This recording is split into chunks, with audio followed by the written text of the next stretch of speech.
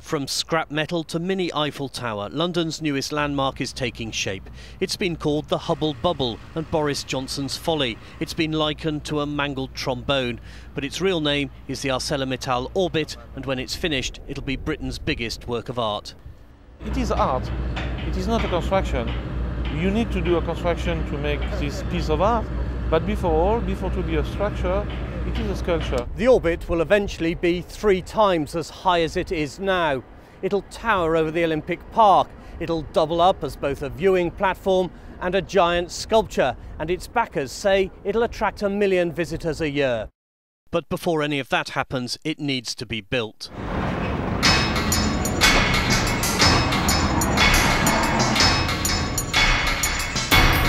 This is the Orbit's birthplace, the Belval Steelworks in Luxembourg, where scrap metal is recycled. Here, the mortal remains of old cars and fridges are loaded into the furnaces to be reborn in one of the most awesome of industrial processes, steel making.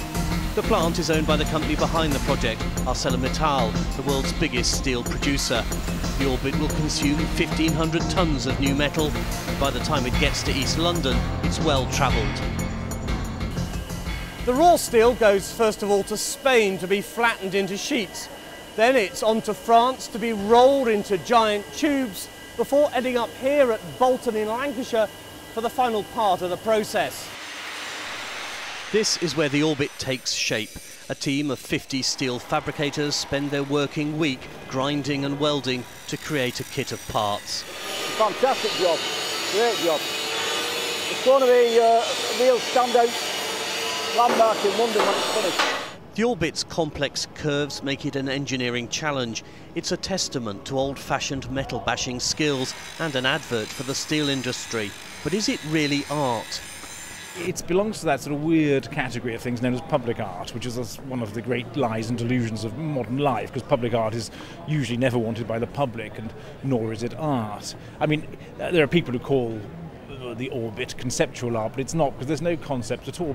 I think that's provocative. I really don't think that we wanted to have somebody, and certainly I don't think the mayor wanted to have something that people would say, ooh, that looks nice. I think what we wanted was something where people would say, wow, God, that's amazing. I've never seen anything like that before.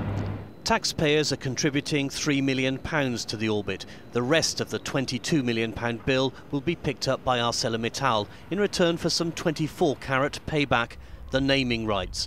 Like football grounds and music venues, even works of art can't escape the commercial clout of branding. Simon Harris, London Tonight, the Olympic Park.